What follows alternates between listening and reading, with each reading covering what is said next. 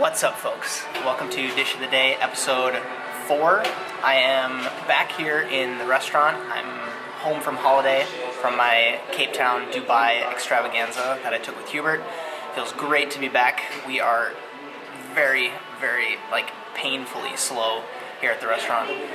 It's just that time of year. All the kids are out from school and all the Norwegians are out for holiday. The tourist season is over, so we aren't getting so many international guests. Stay here on this video because there's a lot of stuff that's going to happen in there related to pumpkins, spelt, and a little bit of cheese. Come on, let's go. So one of the very obvious pitfalls I have with doing these Dish of the Day things is I'm just so excited to get right into it that I often neglect to give a preview of what I'm actually making for the day. So today, this isn't necessarily a dish that we have space on the menu for, but it's something I just want to get out of my head. I wanted to work with grains, so we get some really nice organic whole grains. This is spelt, pumpkin, and something a little bit special that we made from grains ourselves, actually. Vincent, one of the other sous chefs here, brought some koji from Japan, and last year I think he got some down with barley. So we essentially made our own miso. So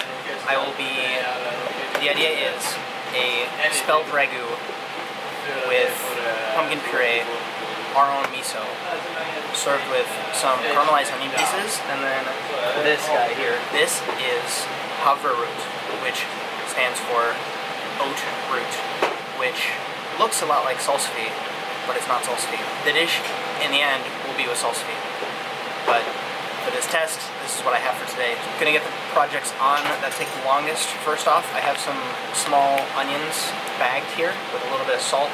I'm gonna get those boiling away. I'm also gonna take an opportunity to get our spelt cooking.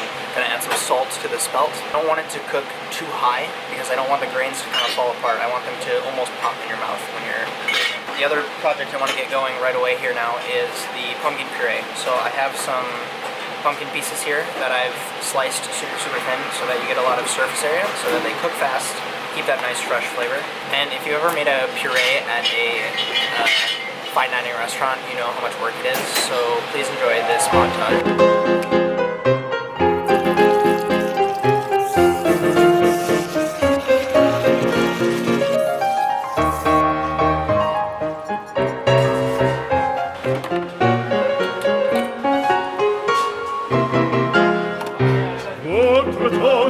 Je peux vous le rendre, Seigneur, Seigneur, car avec les soldats, il est Toreador, devait s'entendre, pour plaisir, ils ont les combats. I'll be right back. Be careful. There. Now we have a nice, smooth pumpkin miso barley puree. Onions are cooked, spelt is off. I'm going to peel these guys. Have this lemon water because these are going to turn black if I don't use that. I'm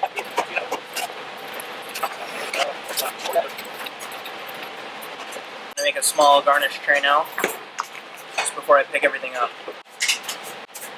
Had some puree on the lens.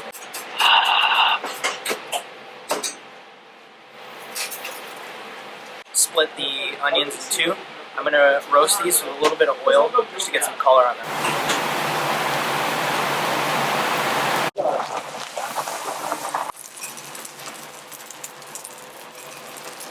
Something like that. Spelt our miso pumpkin puree. And I was thinking this is basically a risotto. So we have this really nice cheese that we use for our grilled cheese sandwich for lunch called Munkeby. I've just taken some of the rind from that. I'm going to stir it in. Our ragout looks like that. Super creamy. This will be the acid that I'll use. And now it's time to plate up. Put some chives on the onions. And look at these. Aren't these pumpkin-y? They're called citron tagetes. It's like they just fell from the garden. There's our dish. Let's go have someone taste it. You're not busy, are you? Yes, you want to taste with me. Taste something? Yeah. Spoon. What's this? Okay. So it's, because it's all vegetarian, so you can do anything.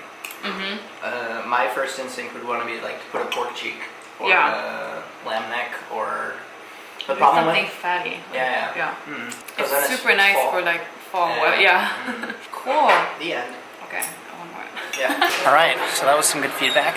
It was nice to make a pumpkin dish that didn't suck because all of us have been trying to make dishes with these pumpkins that we got, and we can't seem to find something that's either not too sweet or needs something else that's ridiculous. So maybe that's a good direction for us to kind of take this ingredient. So I think with the miso, especially when it's our miso, that makes it intensely more interesting. And serving with the grains and then just some simply prepared vegetables that are in season right now, I think it's a good start for a dish. And regardless of whether or not it goes on the menu, at least now it's out of my head and something that you can watch. This has been Dish of the Day, episode 4. I'm Justin Khanna. Have a good one. Le cirque est plein ces jours de fête. Le cirque